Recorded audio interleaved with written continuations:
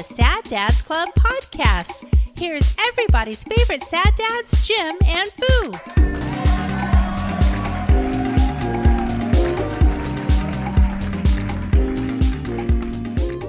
I feel like a stormtrooper. Kinda. You know what I mean? Stormtrooper. I don't know what it's like elsewhere. Yeah, peace. I guess the thumbnail looked pretty benign. We don't have to worry about AV sync. Right.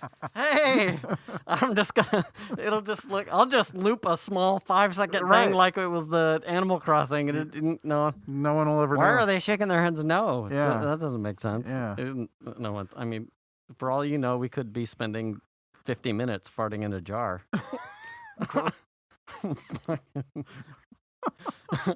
I didn't even see why she was in the hospital. Did she have COVID or something? I didn't. I just saw. All I saw was woman who farts in a jar on 90 Day Fiancé in hospital. Yeah. And I went, I don't really need to see anything more. I don't want to know why she's in the hospital. Did she engulf a jar with her butt and then it broke? Did she blow out her asshole? Like, my day is so congested.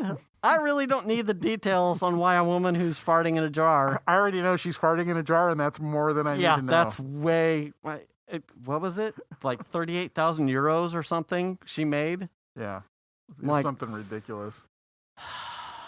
I'm missing my target, but then, I'm not a hot blonde with a double D plus rack. Well, not in this life. Yeah. Maybe in a previous life. Like you were just like a hot butterfly, you know what I'm saying? Just flapping my wings. Yeah. Zero fucks and dragonflied out. Yeah. Exactly. Zeroed out. Hey, welcome to the Sad Dads Club podcast. Welcome. Episode 172. I'm the Lord Foo. And I'm Jim. And if you would like to discuss the elephant in the room, it's that the Turkish bath club towels that I bought my wife are probably the reason California and the entire West Coast has a drought. Because those fucking things, right? If you listen to the last couple of podcasts, those were the gifts that Venus unsurprised for herself, and that I had zero fucks to wrap. She said, you should wrap them anyway. That I didn't. You said, I'm going to wrap them in the cabinet. Right. But then they got folded and put in the bathroom cabinet. Yeah. And they sat there in like their own little isolation. I'm not doing it. I'm not the first one that's going to use these. Technically, they were her gift. But because it wasn't Christmas yet, everyone was like silently tap dancing and giving shade to the Turkish. Anyway. So we passed Christmas. I can't believe they actually fit in the cabinet. It's thick. The bitches are thick. Right. Hot thick. Right. We've finally used them. Yeah. Yes, they're super fluffy. Yes, they suck up so much water. Well, it is unfathomable how much water these things. You could throw these fucking things into the sky. And they would suck out an entire atmospheric river. They are formidable. Well, I mean, anything that's different than the towels you probably already have. Right, which were ass. Right. Shredded ass. Yeah. Are probably a magnitude of better drying ability. Yeah. They're really nice. I think they're... I mean, I use those towels plenty of times. I will feel real bad once they get stained with something of mine doing something stupid, like that I didn't, especially like working on a car or something. And it'll be me because that's probably how it's going to work. Don't let Data's over here to use them. Use my because I'll tell you a small story about being in Pismo Beach. And Chandler taking a shower. And getting out of the shower and using one of the towels to dry himself off. Only to have a shit stain on the towel. Oh, no! We clear this every episode. Wash your ass, bro. This was years ago, but... well, shit. I haven't forgotten it. You know? Wow. Yeah, that's one that's going to linger, you know? Yeah. Son, wash your ass. Yeah. Hey, have you ever... have you ever had a weird issue? My daughter has a Subaru Forester,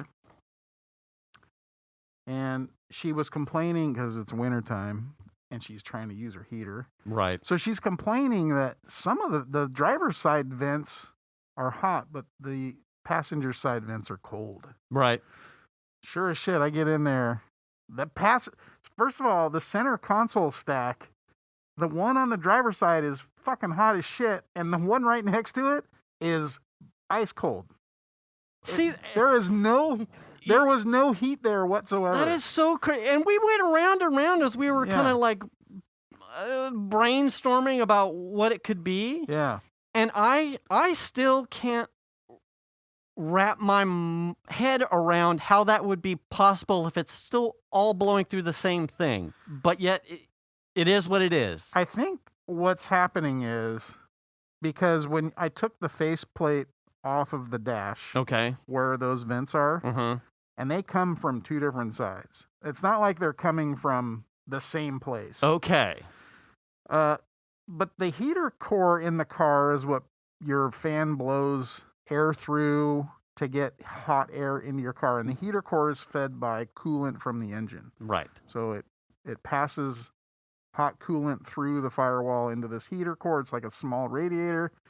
Then your fan blows through that small radiator, and that's what provides heat for your car, right? So I think what happens is the heater core has inlets for certain passages to go through, right? Right. It's, yay big, I don't know, that big or so. 12 by 8, say. Yeah, something like that. And I think what happens is towards the bottom of the heater core, stuff accumulates, settles, and clogs. Right.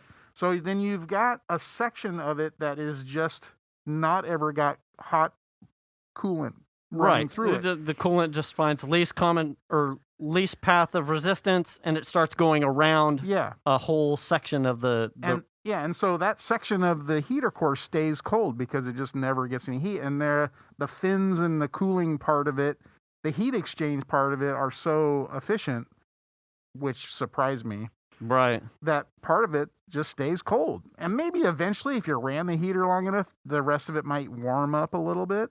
Right. But that doesn't seem to be necessarily the case. Okay. So I did a bunch of research where I was talking to you guys. There were differing opinions, and I thought, well, the easiest way to combat this would be to just try a heater core flush. It made sense to me. Right. And it's not really that difficult. You just need some hoses first of all, there's two stubs for the core on the firewall, and there's coolant hoses that go to those.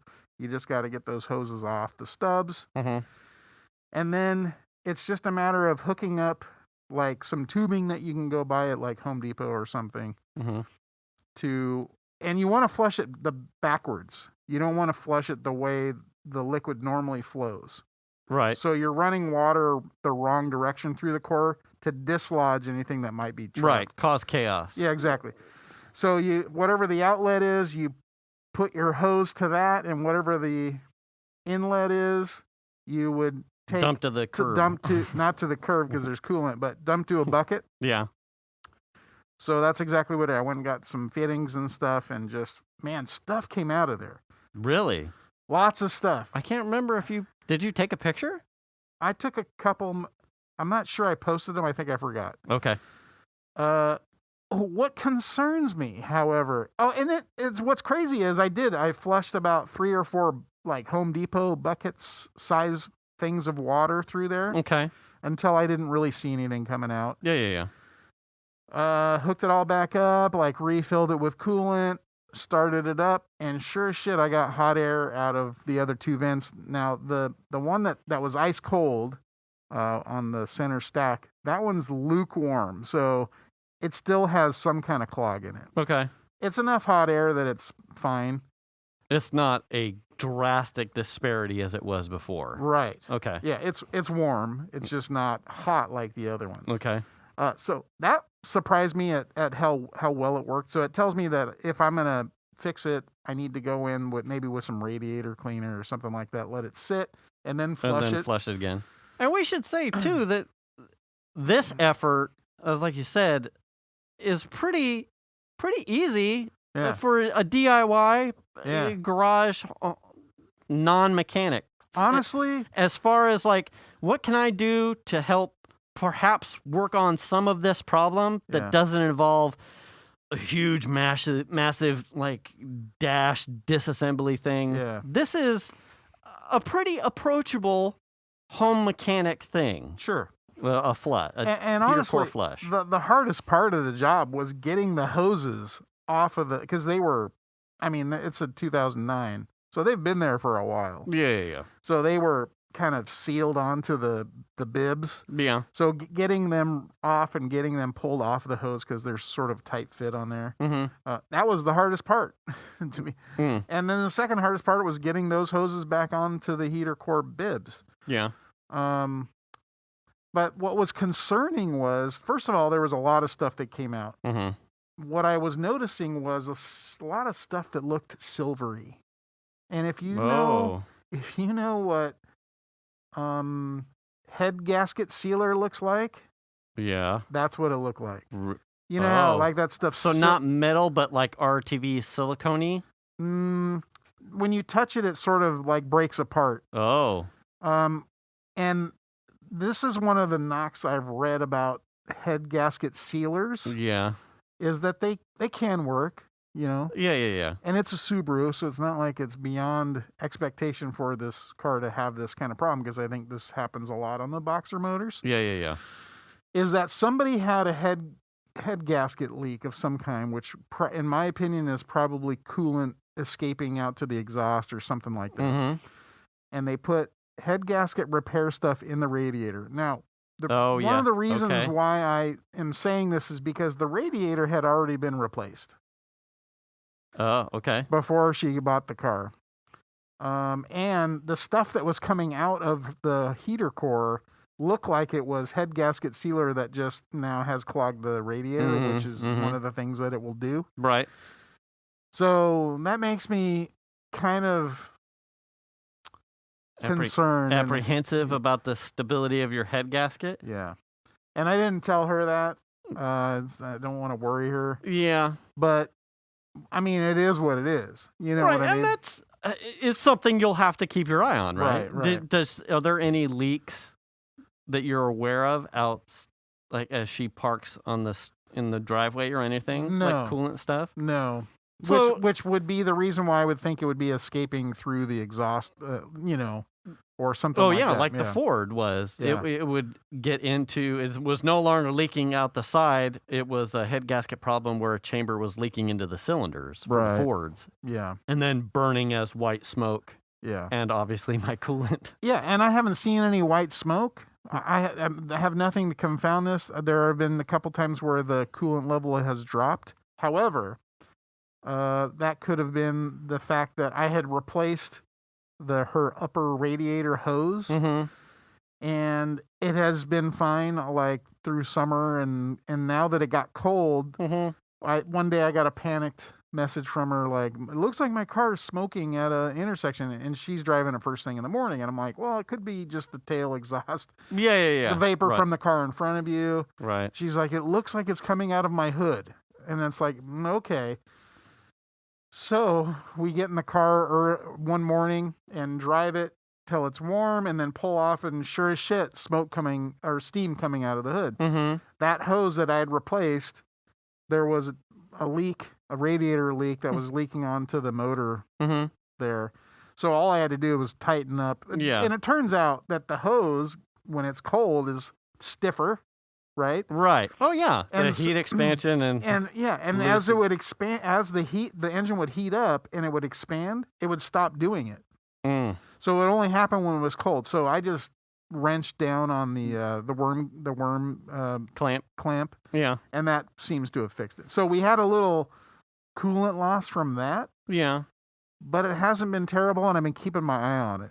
That's one of those things. I think that's important to note. So right, there's an assessment, and while you don't have any evidence of that there being a direct head gasket problem right now, right, you don't have to be a mechanic to be like, okay, I'm going to tell you as the driver or the owner of the car, this is something to be aware of. I would tell her, but only from the perspective of, we need to keep an eye on just this. keep an eye on it. Yeah. I'm not expecting you to fix it, and I'm not expecting you to understand what to do if it happens while you're driving.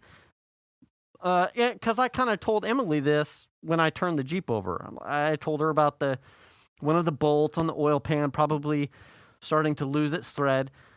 I'm not expecting you to fix it. I don't expect you to understand how to work on the car, and if I describe this to you in a way that doesn't make sense to you, let me know. I'm not trying to talk over your head, but if you're out somewhere, here's something to keep an eye on. And if this happens, every once in a while, take a peek underneath the car. Hers obviously is way older than Melly's, but it's one of those things where old car's going to start doing leaky things. Yeah. As long as it's not Emily's Jeep as it was when it came here, where there was obviously a problem. Seeping, yeah. There's, hey man, when your car's old enough to fucking take a shot of whiskey, it's gonna have leaky things. Yeah. That might drip. That I wouldn't consider something that is like, well, we gotta replace all these parts. So this is something we'll keep an eye on. Yeah. If it starts to go sideways, we'll work on it. I think that. And it's good to know either way. In your case, finding something that looks like this, that probably is because of that, based off of context, a radiator's been replaced, you've done the hose, the heater core was clogged, this is what the material looks like, and it's a 2009. Let's keep an eye on this. I think that goes for a lot of stuff that happens in cars. I'm like, just keep an eye on it. A lot of times it's just keep an eye on it. If the genie lamp comes on, keep an eye on it. That's danger, Will Robinson.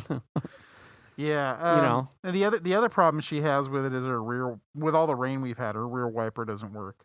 Oh. So I found like a used one from a wrecker for like $45 because they're over $100. There's probably $130 or something new.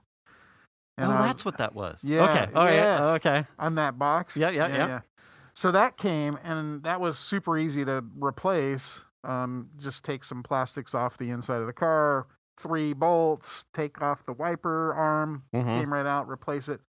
Somebody had already been in there. There was some electrical tape holding the connector on. Oh. 2009 Subaru. Yeah, shit happens. The new motor did not fix the problem. Oh.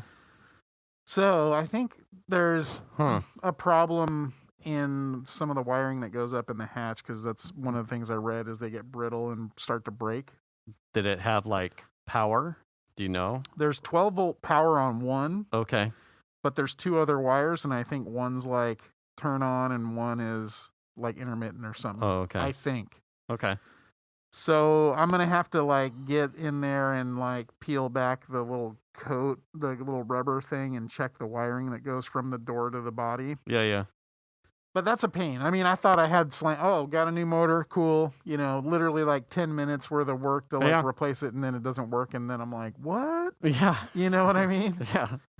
So that's... Was black really ground, though? And, right? Yeah, well, I mean, it's got a connector on it. You can't mess that up. Yeah. Lucky you. Yeah, and I did check for, it's got 12 volts of power, so I think it's one or two, both of the other 2 wires may be compromised up there. Yeah.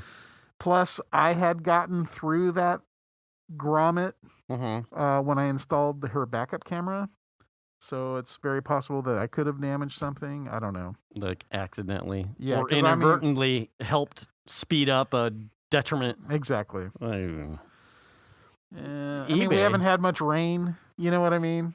Yeah, and you might be able to get away with like a Rain-X Cerakote or something on the window. Well, I don't know. You know how...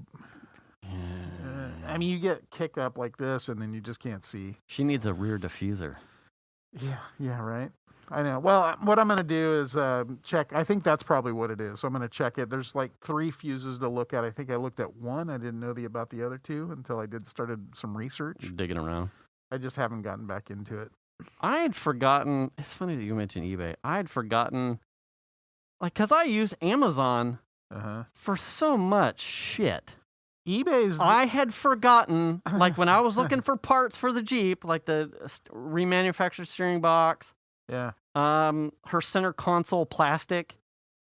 Some of the clips had gone to shit, and then the previous owner had done some drywall screws garbage. Yeah. And it was 1999, so it had sun damage and all kinds of UV bullshit. Being able to find plastics and random salvage stuff that you're like, I don't necessarily need new. Right, but something... But newer. Yeah. Or less damaged than what I have. Yeah. At really nice prices that I just couldn't find on Amazon. Man, I had forgotten how much utility there was in eBay. So did you get some stuff off eBay? Oh yeah. I've got the console thing, her center console.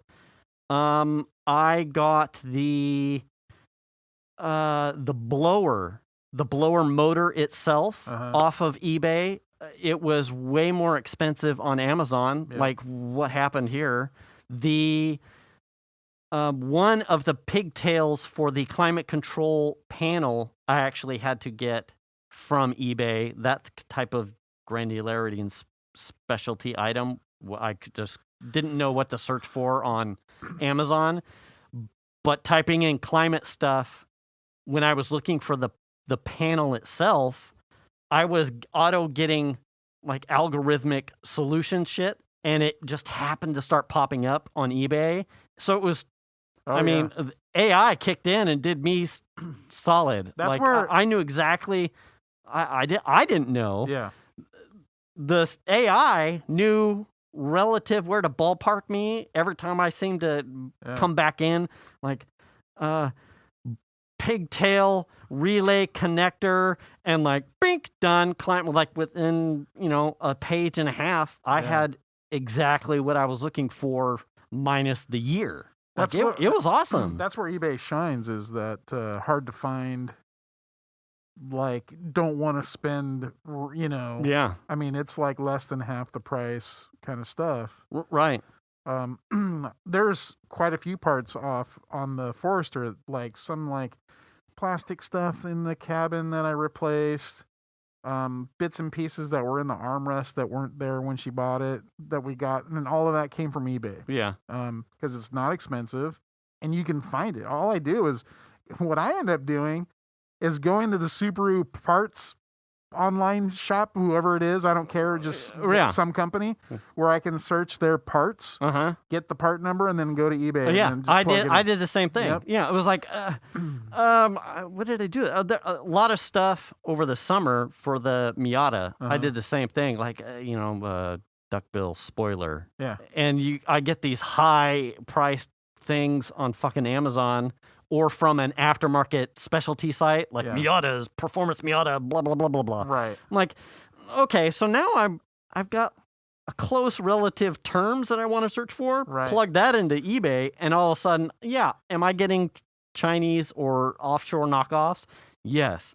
But at a quarter or a third of the cost, hey, it's a knockabout runaround car. Fuck, I'll roll that dice and get it here in a not hurry. It's a whole new world when you start doing that. A lot of performance parts for the Miata, especially if you happen to have a car that's well adopted. Subarus certainly fall into that category. Right. Miatas, Jeeps, we're all the same. Like, once I had an idea or a part number and the terms, I ran all that stuff through eBay just to see if, am I getting totally bent over the table here at some of these other aftermarket sites or Amazon? Yeah. Because everyone's going to Amazon by majority. And so, I pick and chose for the Jeep a number of eBay times. Yeah. eBay really shines there. Yeah. Now, I get the solicitations, like I'm sure you're probably going to get now. Like, I get the, hey, for that 99 Jeep Wrangler, are you looking for a new radiator or a Mishimoto electric fan? No, I'm not. Hey, by the way, that fender that you were looking up how to do a how-to headlight halogen element removal, do you need a new fender well liner? I'm like, no, bitch, please. Actually, maybe. I don't know. Maybe later. I don't own a Jeep. It was for somebody else. I got a memo last night from I can't remember if I put this in the Discord. Yeah, I did. But I was telling Venus, and it was funnier. I got Emily's drum brakes I got from Extreme Terrain. And the tire LED light for her spare tire. So I made my Jeep in there, and I get like $4,000 sweepstakes, $5,000 sweepstakes. Hey, these things just came in for your Jeep. Do you want these? Blah, blah, blah, blah, blah. But it was last night's or the night before's was like an auto entry into a $4,000 giveaway, New Year's giveaway, buy spree, build whatever projects thing. So I was telling Venus, I'm like, so hey, I'm just letting you know that I got auto entered into this sweepstakes, and if I win, it's $4,000 to put parts onto a build, and then I would have to buy a Jeep. So is it just Jeep parts? It's whatever their store covers. So they have Jeep shit for all. They don't got 240 stuff? No, not at that one. But they do they have like sister distribution sites, but I think it was just for that website. Yeah. She's like, we don't need a Jeep. And I said, well, then I'll just make sure Emily knows that I'm creating a laundry list of parts for her Jeep and that she can bring it over. No, that's not even it's not whether or not, no one needs a Jeep.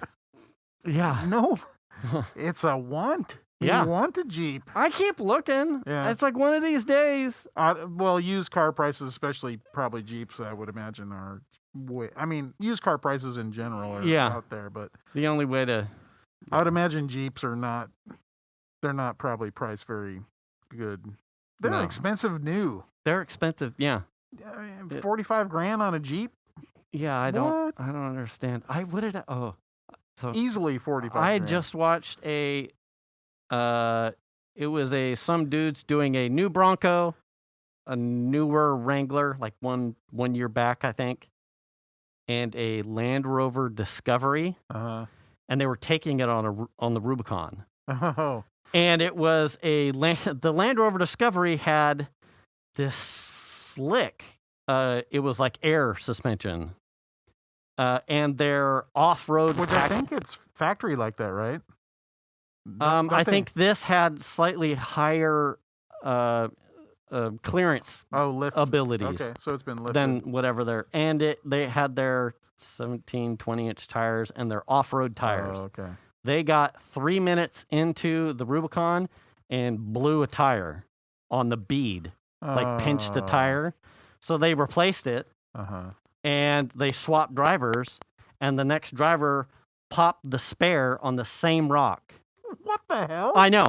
So they were super pissed about this Land Rover. It's like, this is their off-road package, and we're 3 minutes into the Rubicon, and they were totally pissed. And the Wrangler and Bronco were then... Later, bye. Yeah, we'll see. We have to take these two to complete the trail so that we can take the spares down to somebody to bring the spares back. The Range Rover had to sit overnight on the trail, parked on the side. Well, I ran across this video on YouTube where these dudes, this dude had a Lexus, some Lexus SUV that was off-road capable, and he basically like lifted it and put big tires and like put a hidden winch behind the bumper and all this kind of stuff. And did he put a light bar on it maybe? And he went basically Jeeping with a bunch of Jeep guys, and it was on Jalopnik. Actually, he went out with David Tracy from Jalopnik because he's got like his Jeep Grand Cherokee or whatever, not Grand Cherokee, he has a Cherokee. Okay. And so anyway, he went out with David Tracy, and he was able to do everything the Jeeps could do, with the exception that the Jeeps were a lot narrower. Okay. So there were a couple places the Jeeps were able to just skirt through where he was like... What was he in? He was in this big Lexus SUV thing. A GX 400, or I don't even know what it was. I can't remember. What's the one Dave has? Was it? Doesn't he have his wife? No, he's got. That's a different. Is it? Yeah, it was. It's sort of like a Land Cruiser style. Oh, okay. Lexus, and I don't remember what the model is. But it was impressive. Like the Lexus just handled everything, and I'm sure it's super comfortable. It's a Lexus, you know what I mean? And he just He was saying the only problem I had was I couldn't go where the Jeeps could go because they were much narrower than I was, which I thought was interesting. I never really considered that. Yeah. So I wonder if there's places like on the Rubicon where you would run into similar snags. Well, they had a wheelbase disparity even between the Wrangler and the Bronco, where the... you're talking wheelbase or track width? Wheelbase and track. Oh, the Wrangler is slightly narrower and a shorter wheelbase. Right. I think depending on if it's the 2 or 4-door. Aha. See, I thought that too, because as I was watching, I'm like, well, surely if they had the 4-door Bronco, and they had a 4-door Wrangler, and I thought, well, if they had the 2-door Bronco, the wheelbase would have been shorter and more comparable.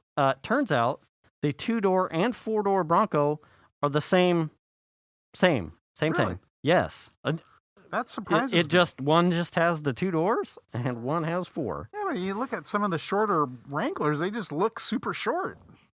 Oh, well, the Wranglers might be. The Broncos. Oh, the Broncos. The Broncos, 2 or 4-door, okay. It's the same wheelbase. Okay. I got There's you. no So difference. you're just losing trunk space to the seats. Yeah, apparently. Or to the back?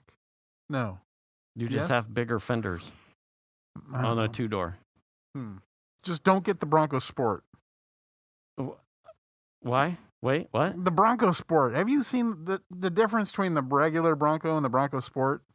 No. Oh my gosh. You should look it up. Okay. The Bronco Sports just looks like a... Ass? Yes. Yeah? It doesn't look even It's one of those things capable. Yeah, where I look at the amount of stuff that I've seen, like in SEMA this year for the aftermarket parts of the Broncos. Yeah. I'm like, I don't know. It's the new hot, man. Yeah. Why would you even consider buying something outside of the stock one at this point? They make... Oh, absolutely. They make... unless you're someone that doesn't do any car stuff, which you might be. You want it like a turnkey thing like the Focus, like the RS, maybe, and that's fine. Well, what stuff could you get from dealer or factory upgrades that you really wouldn't be able to do aftermarket? Maybe like leather seats and stuff like that, or like what would I do that? No, like if you were going to order a Bronco, what options should you be shooting for? Maybe you want leather seats and you can't get it in the lowest trim. Oh, yeah, right. Or motor choice or something like that. That would be about the only. Maybe you buy the cheapest trim level of whatever motor you want. Yeah. Yeah. I would. I think all of it.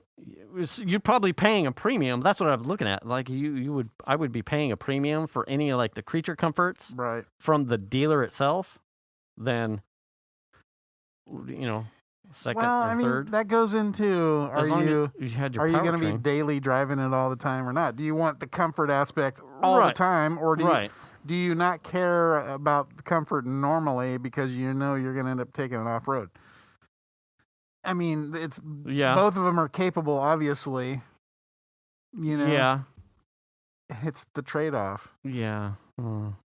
I guess if you just bought the cheapest version of what you wanted on it, as far as like 4-wheel drive and all that stuff, right? Then you could just package it up, and then it doesn't matter with aftermarket. I think as long as I had the inside, the cabin comforts, okay. I would, and the motor. Yeah. I think suspension, wheels, and external trim shit is like, give me vanilla, because anything as far as like a lift kit, the suspension would go. So, and the wheels go. Right. If I wanted to lighten it in any way, the fenders are probably going. So why play the grill and the headlights? If you're going to add any extra for off-roading, all that shit goes. Like a top, if you're going to do any like overlanding stuff, or you aren't happy with or want to wait for their fix of for the new tops, there are tons of already aftermarket like camping solutions. Like done, go. Why wait? Why spend money? You can, especially if you want to put your own time equity into it, and whatever aftermarket cost equity. What is the base Bronco? 32 grand or something? I think so, somewhere about there. I don't think it goes under 30. I think it's 32-ish. The Bronco, not the sport, man. Not the sport. The Bronco, though, is an intriguing vehicle to me. I love the way it looks. I love a lot of things about it. Yeah. I think it provides some stuff that, like, Jeep doesn't. I mean, Jeeps are cool. Yeah. But I just love the look of the Bronco. Yeah. There's a promise there. Yeah. And I was looking at, so if you're in the California or West Coast area, we've started to get tons of snow. Yeah. I've been looking at, like, let's go up the hill.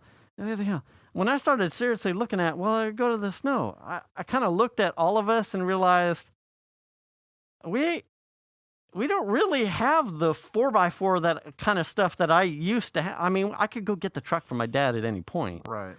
But, we used to have a Durango. The Durango was we take this snowboarding because it had really good meaty tires, 4x4, ready to go. And then we started with the kids and the minivan, and then we had the truck, but we were kind of abstaining from snow shit because, your parents, sad dads.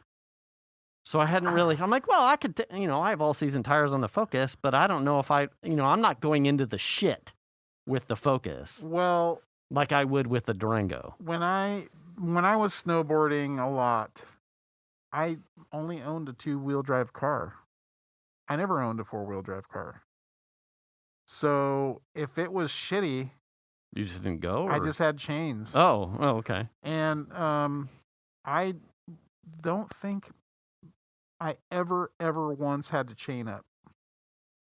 Because I didn't go if it was actively snowing. That's the main thing. Usually it would be like, oh, it's raining today?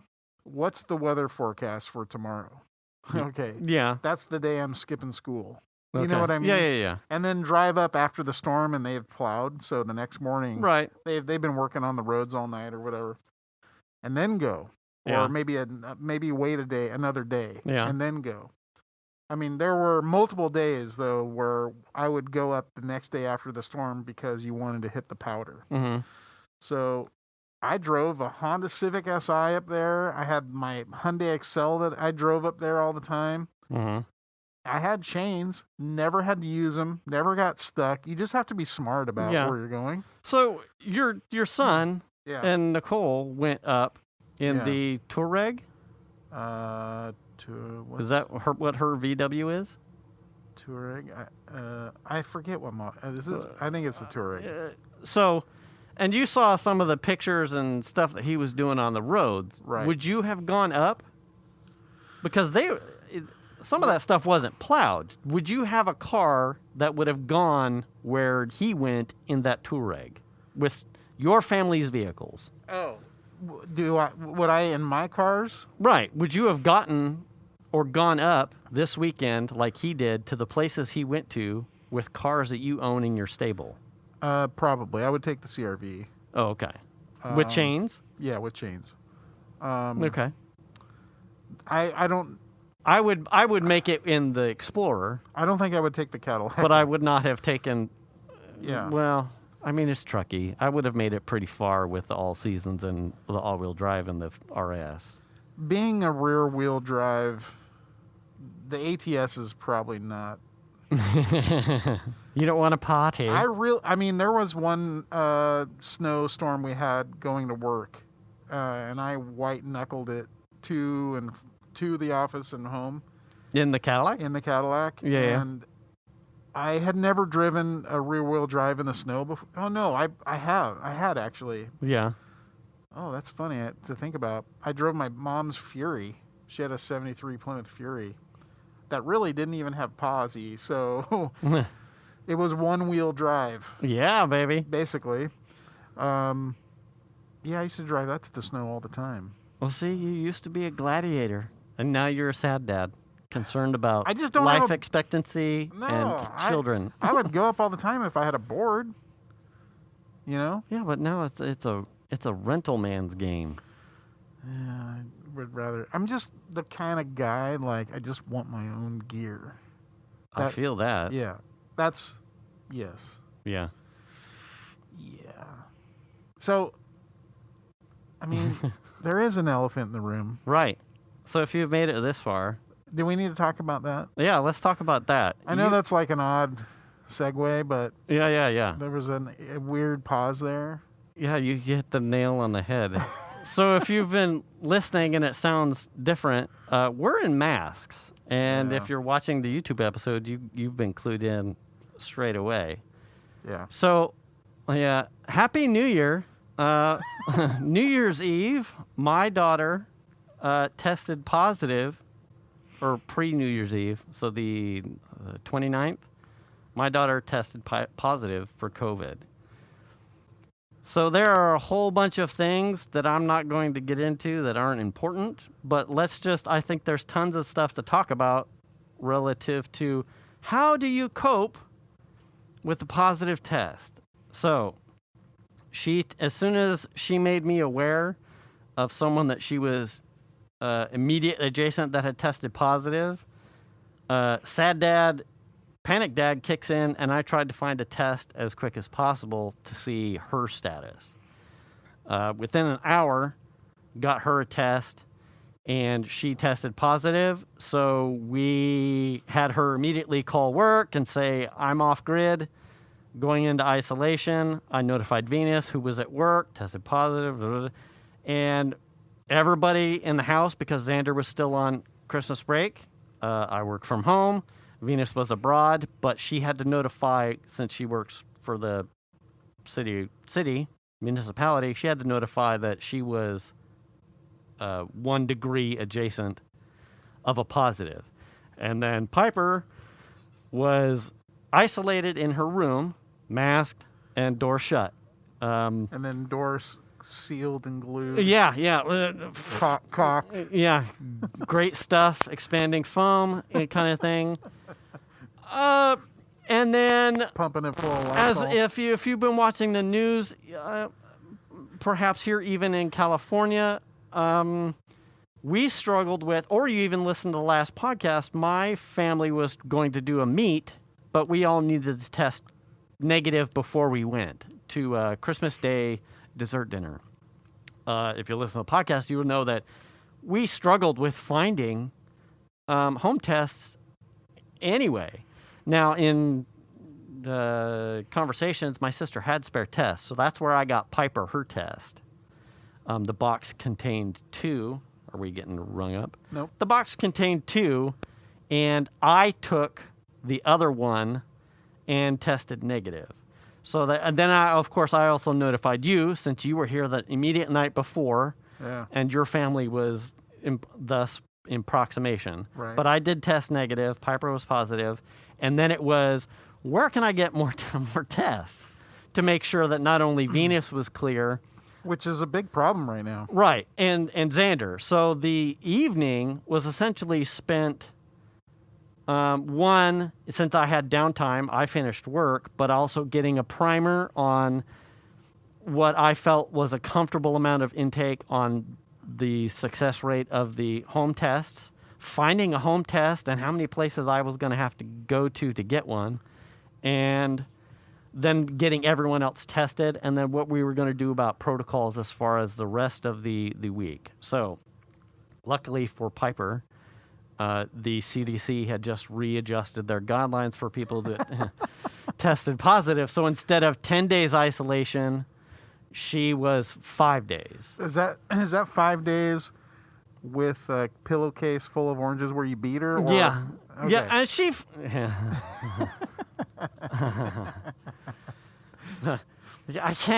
I'm not throwing anybody under the bus. No, I'm just joking. And she felt, and certainly towards... Chandler had it. Right. And what made this different from your situation was that... Wait. She had nowhere... We lived here in the house. She didn't fly to Florida to go to a... Right. And then bathe bathe in some COVID juice. Yeah. Hey, man. She didn't do that? Is this R. Kelly or just COVID? Because I'm getting pissed on. Oh, yeah. He was probably in prison. Hey. So the net new for us, one was, so let's get the other like weird thing out of the way. You've said it many times. We're all probably going to get this or a variant at some point in time. It's coming for us. It's coming. It's coming for us. So while you will hear us preach continuously, wear the mask, get the shot, I'm not oblivious to the inevitability that as this thing evolves, at some point, we're probably all going to catch it. Like the flu, like flu variants, the viruses aren't 100%, or the viruses, the vaccines, like the flu vaccines, aren't 100% efficacy. So you kind of re-up to try and mitigate the best you can. So Piper got it. There's no shame there. It's okay.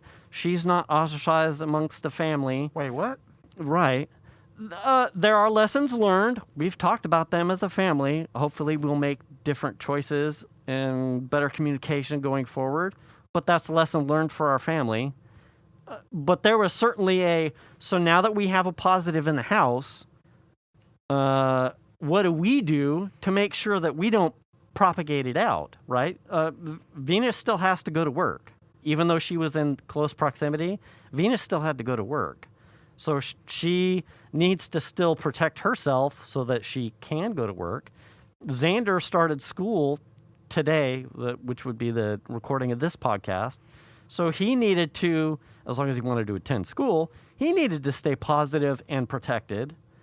And I work and am essentially the breadwinner. So even though I have PTO and sick time and whatnot, you never know how it's going to affect you. Mm-hmm. So you don't want it. It's not like chicken pox, right? This one, I'm being overgeneralized, but this kills people. And since the variances in which it can impact you are unknown, you don't want it. There's no, I refuse to accept, well, it's positive in the house, so let's all just rotate it and get it done with. Yeah. That's not my perspective. It's not the measles. Right. Yeah. So, we followed everything to a T the best that we could. She obviously came out and had to use the bathroom, but when she did, she was always in a mask. Xander, for all intensive purposes, I think Xander didn't realize anything had to change for him. The moment I said, if you leave your room, you have to be wearing a mask, but if your door stays shut, you're okay. Then you never saw him again? And he was like, cool, I'm good. And he was super diligent. Anytime he came out of his room, he was masked up. Everything was good. When we ate together, not with Piper, Piper got free fucking room service. Right. You know, I'm not sure that's a drawback. But she, was isolated to her room minus potty breaks and showers and maybe going and snagging something for foods and taking it back to her room to eat it. We continued, the three of us did continue to test. Once we found tests, obviously Xander then tested negative and Venus. We found one of the Walgreens had a bounty of tests, I think, and you were allowed 4 per person per purchase. I'm not sure how they tracked it if I came back 2 hours later.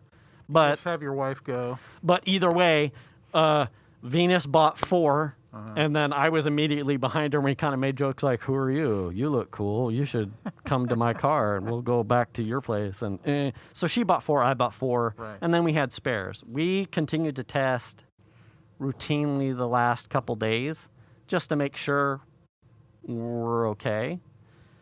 I did have Piper take 2 tests from 2 different manufacturers to weed out like a false positive thing. Right. And one of the things that you and I had kind of discussed at the beginning, and as we had input from Chandler, was anecdotal, like, well, this never his perception of tests or what we knew about tests, they might not be... That there were a lot of false positives. Right. Right. And my perspective looked at it, so I took that as certainly, right? You have to take in that input. And that's why I had Piper take 2 from 2 different manufacturers. And my confidence in not only both of those tests being positive, and then trusting the product was then also the context in which she was coming from. She was coming from her contagion source point, also tested positive, and clearly had symptoms of COVID. Like he was, sick, throwing up, fever, breath, congestion, all the signs. So it's like, I trust that dude got COVID and test positive. Her symptoms, when I had her tested, were clear indicators that she was not normal. So if she tested negative, then I would have been concerned about the false positiveness of the test manufacturers. Right. And if I'd have gotten positive one and negative others, then you're like, fuck. Then I'd been like, well, fucking sad dad on max, right. like 11. Yeah. But because of the context, because of the 2 positives, I was 100% confident. And that's how I approached it from there on out. So did you bother to send her for a regular test? Like a PCR one? Yeah. We did not. Okay. And a lot of that was because of my confidence in the context in which she was sick and the 2 positive. So, I was comfortable in knowing. My question is how many people are doing what you're doing, right? Because because that's not even part of the stats that we hear about all the time. Right. And so, you're right. Like, so I would wager that unless Venus does something in notifying Kaiser, Piper would be under the radar. Yeah. Her source did have an appointment to get like an official healthcare test. But that was going to be a 48 hours out kind of thing. Yeah, the turnaround is not. And that's when Venus and Piper provided a home test to just nip it in the bud and find out. Yeah. So you are right. So there's certainly a contingent amount of tests, and I think part of that too. I think the awkward thing that doesn't help in some of the confidence in the home test is I am not embarrassed that she got it. And I hope she's not embarrassed that she got it. But I can I can accept that some people will look at it as, well, I don't want people to know that I tested positive. So there's probably I'm going to say machismo, but there's like a posturing of, well, clearly this test is fucked because I feel fine, but it says I'm positive. There's no way.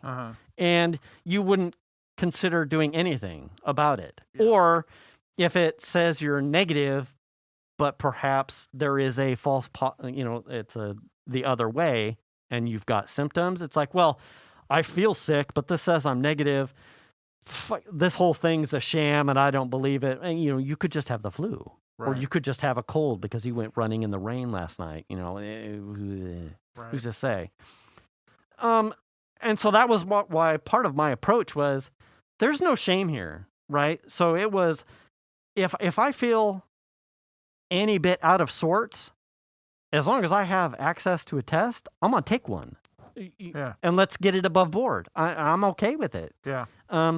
Like I said to her multiple times, it's okay that you got it. Like you're exactly your perspective. It's coming for everybody. It's coming for you. Eventually, I keep saying this over and over. And we can only hope that by the time some of us that do get it, who may be at risk, we've gone so long that the virus has evolved to a point to where it's a heavy runny nose, in hopes, right? And you're boosted and vaccinated, and maybe the vaccines have tweaked a little bit. I mean, that's, I think, where all the vaccine stuff has really proven to be effective is how it sort of seems to squash the symptoms. Right. So you might be positive for it, and capable of spreading it, which is the unfortunate part. But as far as like your impact, you being impacted personally from it. Did you say that again? That's funny. But as far as you being impacted by it, it's going to be lessened if you have, if you've been boosted in vaccines. And here was part of the interesting, as some guy, I mean, I'm a science guy anyway, data guy, I love the data. I am not a medical doctor. Let's get that part out of the way. That's not what you said when you jelly fingered me. Hey, you were like, hey, check my prostate. And I was like, I slept at a Holiday Inn last night. You sung the song, I'm the one they call Dr. Jellyfinger, you know. Yeah. I would take a guess that she probably got the Omicron variant. She and her source, I would surmise her source, both vaccinated, neither have been boosted yet, showed completely different outward symptoms. She definitely had like a congestion and it was, you could tell, hard of breathing kind of thing, and some sneezes that at best I would qualify as like a mild cold. Nick Source had, drop you in the dirt, puking, the worst, completely. You would qualify one as, oh, that person probably has a cold. Oh shit, you got COVID. Right. The two different things. Yeah. And so that's part of why there's no machismo here in getting the test. Like if you feel awkward, take a test. I hope you can find a test, take a test, because you don't know how the variant that someone is passing around will impact you or the person you come in contact with. I was telling Piper last night, I'm like, who's to say that because your youth and your vaccines absolutely pummeled this and gave you the best of the worst outcome in a mild flu symptoms, that for Xander, it would not have wrecked him like Nick and given him perhaps like Tony's son, like a long COVID situation, right? Or your mom, or myself. You don't know if everybody gets the same kind of symptoms, outward symptoms from Omicron. Then it'd be like, well, maybe we don't really, but you don't know. And if we'd have gone to Christmas. Well, just get tested. It's okay. No one's going to think less of you. There's the whole gamut from Piper's experience to his experience to death. Yeah. I mean, there's the variability. You'd never know. Right. And it's not just like it's some old guy that's 60 or 70 or whatever. There are perfectly healthy young adults that get it, that end up on respirators in the hospital. And we were talking, she ended up testing. Oh, so we gave her, I think on Dave, so we're Wednesday. I think Monday we tested her to see like where she was at. I was just curious, and we had extra tests. And had we not had the negative, I can't remember if I said this in our chat, but had we not had Xander's, Venus's, and mine negative tests of the same manufacturer handy, you would have probably said it had passed through her system already in 4 days because it was her positive line was that faint. So it was nice to see, given that we had an extra amount of tests. It does work through its system through your system, and you can see that her first couple tests were bright red. There was no doubt you got the shit. But the 4 days later for her it was very faint, so you could tell it was her immune system was working its magic. Right. Fluids, rest, all of the things that you would do when you're sick. You could tell it was weaning through her system. And to me, as a parent, but also someone that was well, now I get to see firsthand, like, what's this look like? What can I pass on to someone else who may have this as well? Here's what you can look forward to. This is our use case. This is what I actually saw, not something that I read on the internet. For her, it passes through, and you should see a progressively less violent red or whatever the marker is, right. The test, it shows up that way. And then for her this evening, it was 100% without equivocation. She was no longer passing antigens positively for the test. So, and this is her day 6. So she is now also out of isolation quarantine. But everyone in the house, due to our proximity and living in the house with her, we're doing the 10 days masked as long as we're in the shared space. If I'm out here in the garage and the garage is open, I take the mask off. I'm fine out here. Or if I'm doing yard work, my mask is off. I'm fine. I'm just a proximity person. But if we leave the house, Venus Arai, grocery shopping, which we did like the dead drop or pickup a couple times, and Venus obviously has to go to work, but we mask regardless. We are masked here in recording. Yep. That's why regardless. That's why I sound like I got socks stuffed in my face. You want me to sock you in the face? Yeah. Okay. Yeah. Yeah, babies. For sure. And her protocol is the same. So now we're all kind of on the same protocol until at least Sunday, where we mask in proximity to each other in the house at all times. We take the mask off when we sleep. So, yeah, if you're wondering if that happens, yes.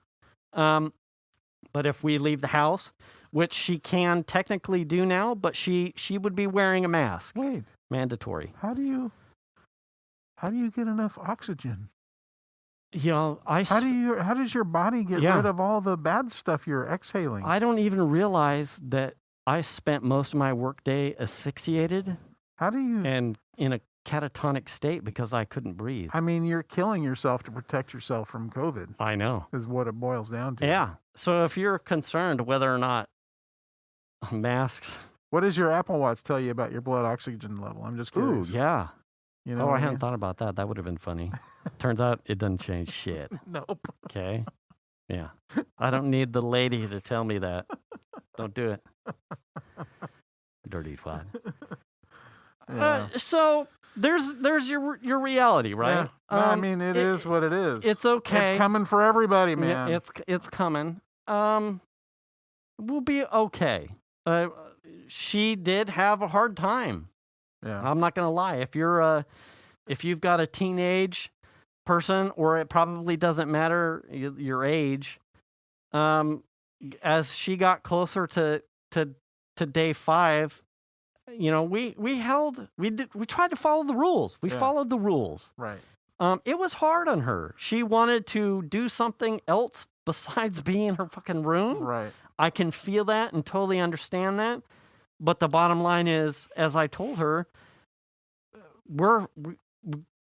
we got to protect everybody else. It's no different than if you had pneumonia or something. I mean, you had pneumonia, you're not going anywhere. Yeah. You don't have the energy to go anywhere. And I said too, a lot of the things that we're following as far as guidelines are based off approximations. You're the day you test positive or start showing symptoms, there's an approximation of 1 to 2 days ahead of that is when you're walking Typhoid Mary, and 2 to 3 days after you're walking Typhoid Mary or Matt, whatever your gender might be. Yeah.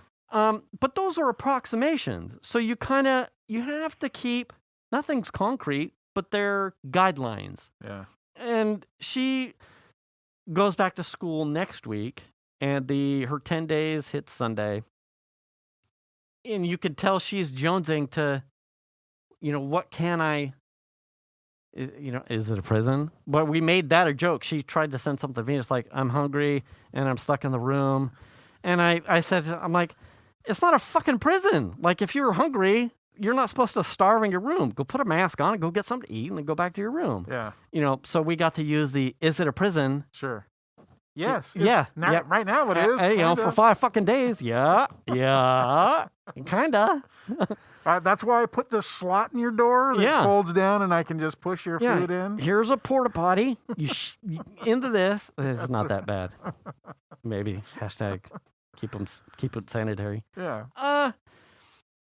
You know, and I said as a part of as a dad, I said, you've hit the end of the isolation part. Now that you've tested negative, I said the guidelines say you can go out. You can go out. You don't have to. You're not locked in your room, but you're in permanent mask situation. Like if you go hang out with one friend, you're wearing a mask. If you're going hang out with one friend outside, you're wearing a mask. Yeah. That's at least until Sunday. Yeah.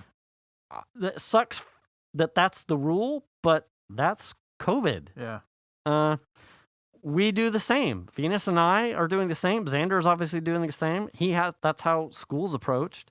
So luckily he's going out to a place where he has to wear a mask anyway. Yeah. Outside of that, he doesn't fucking leave his room. So he doesn't know. I'll wrap this up. We had a funny conversation at the table last night, and it was if Xander had COVID, would he have given any fucks about having to be isolated in his room? And I go, well, I don't think he would. And he kind of looked at Venus, and he's like, no, I don't know. And Venus asked me, she's like, wait a second, does my Switch have a charge? Yeah. Venus looked at me and she asked me, and she's like, if you were in his shoes, would you be okay at being isolated in your room if you got COVID? And I went, yes, I'd be fine. I'm like, his reaction to this whole situation and ability to just roll with it and be in his room and have zero fucks for everything else, like, he's me. Yeah. I'd be fine. Yeah. And Venus is like, nope.